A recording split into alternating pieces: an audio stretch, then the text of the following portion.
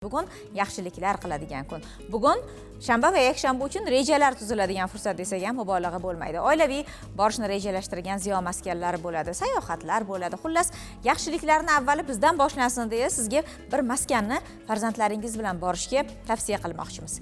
Qayer deysizmi? Hozir ko'rasiz.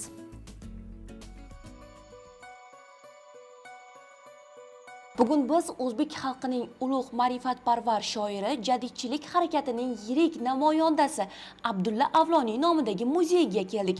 Keling, endi birgalikda ushbu qiziqarli sayohatni boshlaymiz.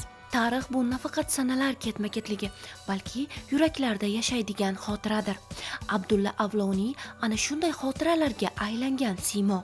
U millatni uyqudan uyg'otgan, so'zni qurol, qalbni nur deb bilgan inson edi. Muzeyda Abdulla Avloniyning o'z qo'li bilan yozgan she'rlari, darsliklarining asl nusxalari saqlanadi. Go'yoki bu qog'ozlarda tarix nafas oladi. Yozilgan satrlar bir davr tafakkurini aks ettiradi. Yozmalar orasida Turkiy Guliston yoxud Axloq asarining ilk qo'lyozmalari ham bor. Aynan shu asar orqali Avloniy yosh avlodni ezgulik, or-nomus va vatanparvarlikka da'vat etgan edi. O'zi bu muzey 1993-yil tashkil qilingan bu yoqda. 93-yildan beri mana shu buyumlar institutda saqlanadi.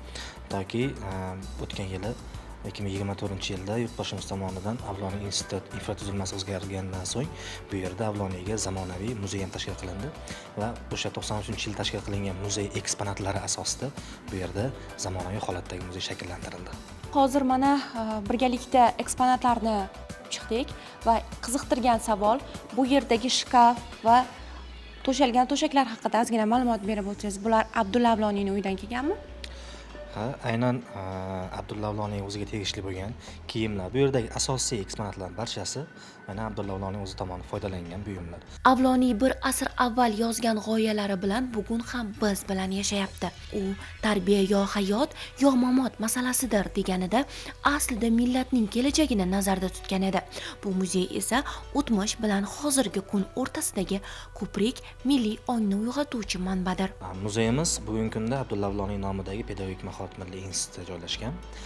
Bu yerda avvalo institut yo'nalishidan olib qaraydigan bo'lsak, asosan maktab o'qituvchilari, direktorlar, umuman ta'lim tizimida faoliyat yuritayotgan insonlar tashrif buyuradi. Asosiy qismi, ya'ni ular mana shu yerga kelgan vaqtda o'qish jarayonlarida muzeyga tashrif buyurishadi va lekin muzeyimiz hamma uchun ochiq.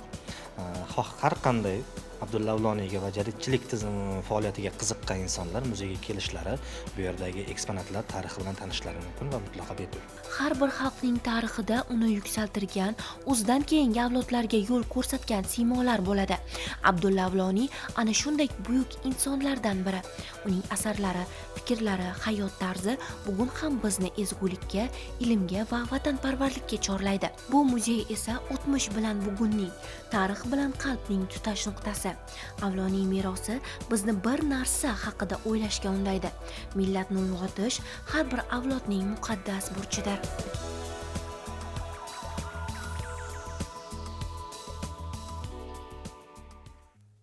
Mana shunday ilm yo'lida, ma'rifat yo'lida xizmat qilgan va hissa qo'shgan shunday bobolarimizni davomchilari ekanligimizdan xursandmiz va biz ham davomchi bo'lish baxtiga muyassar bo'ldik. Imkon qadar ma'rifatni, ilmni, adabiyotni e'zozlovchi xalq ekanligimizdan minnatdor bo'lamiz.